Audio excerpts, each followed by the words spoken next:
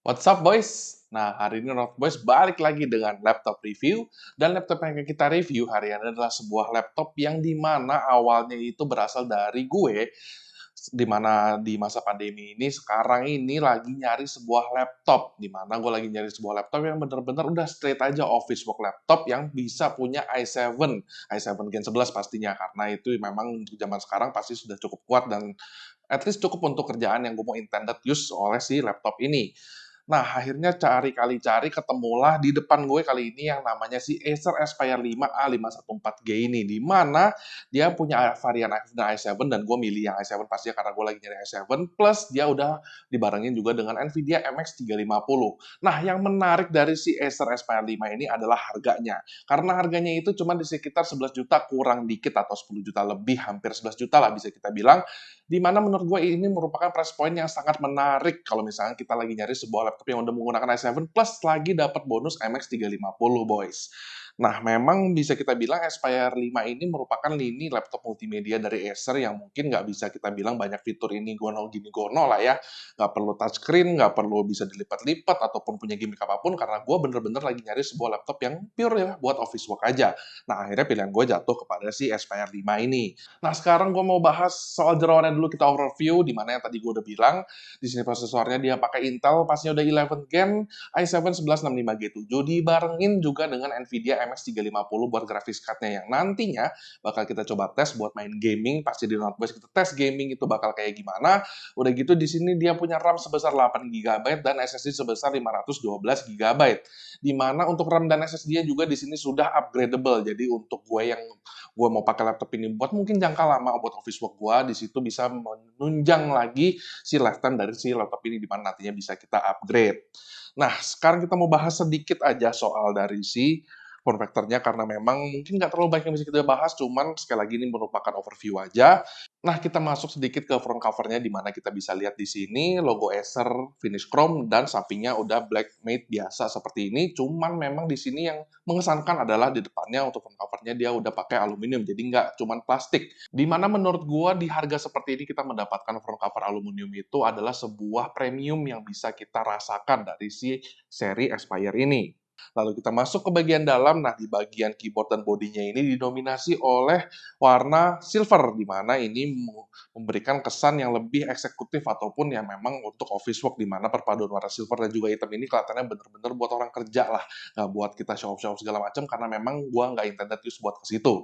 Nah, udah gitu di sini keyboardnya juga yang menarik di harga segini kita udah dapat keyboard yang udah bisa backlit, di mana backlit-nya tombolnya ada di F8, bisa kita pencet dia backlit, tapi dia nggak punya level atau stages dari brightness dari si backlit keyboardnya, jadi cuman nyalain dan matiin, nyalain dan matiin, nyalain dan matiin. At least kalau misalkan lagi gelap, kita bisa pakai laptop ini dengan dinyalakan backlit-nya keyboard ini.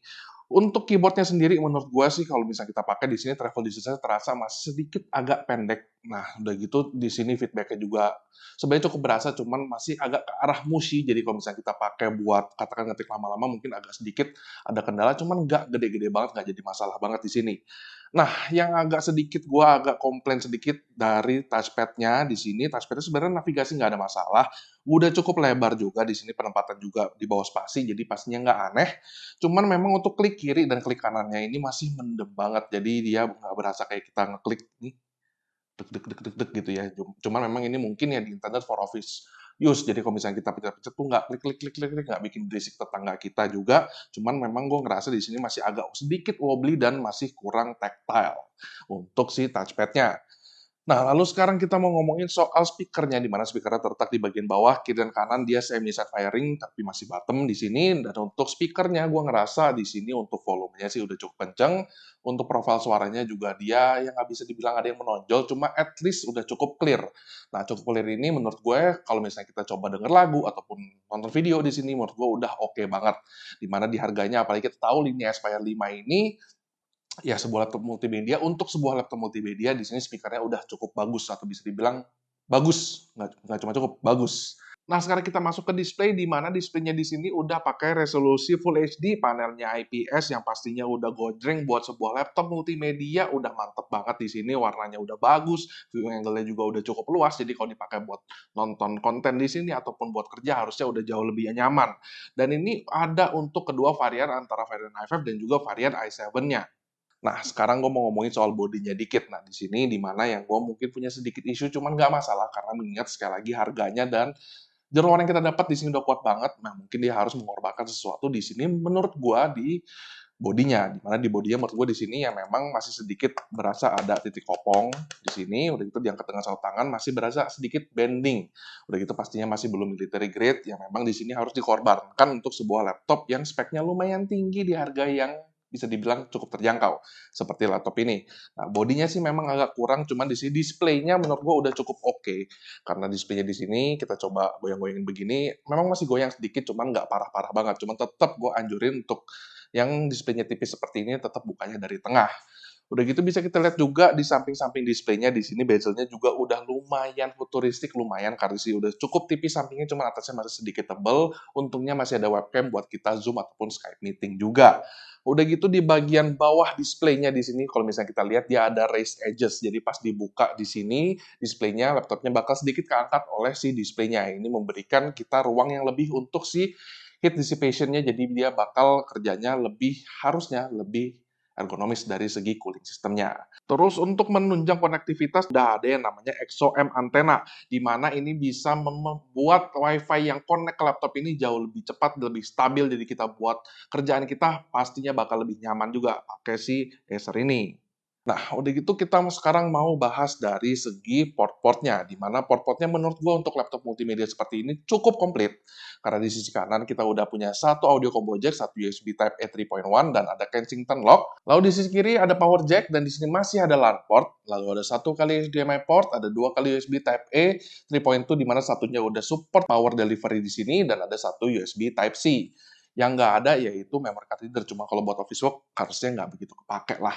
Nah, sekarang kita mau masuk ke benchmarking dan juga gaming testnya. Kita mau lihat nih kemampuan dari i7-1165G7 11 Gen di sini dengan MX350 seperti apa. Yuk kita lihat, boys. Untuk benchmarkingnya di sini kita menggunakan aplikasi 3D Mark, di mana di sini untuk CPU profilnya di max threads-nya dia dapat di 2497. Lalu untuk tes si MX350-nya kita menggunakan Firestrike pertama, lalu di sini skornya kita dapat di 3894. Lalu untuk tes di X12-nya kita menggunakan TimeSpy, di sini skornya dapat di 1468. Lalu untuk mengetes kecepatan SSD yang ada di Aspire 5 ini, kita menggunakan Crystal Disk Mark 7, di mana untuk sequential 1, read-nya ada di 2434 MB per second, dan write-nya ada di 1814 MB per second. Di mana menurut kita sebenarnya udah cukup cepat untuk lini Aspire si SSD-nya ini.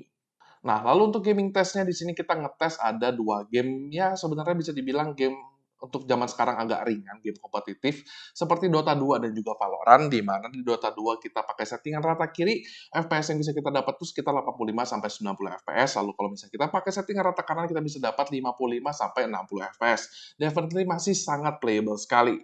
Lalu pas kita coba main Valorant, di mana di sini kita coba settingan rata kiri, kita dapat di sini FPS-nya di sekitaran 70-80 FPS, di mana masih playable sekali juga. Dan juga didukung dengan layar yang udah IPS, di harga segini menurut kita udah enak banget kita gaming-gaming kecil di SPR 5 ini.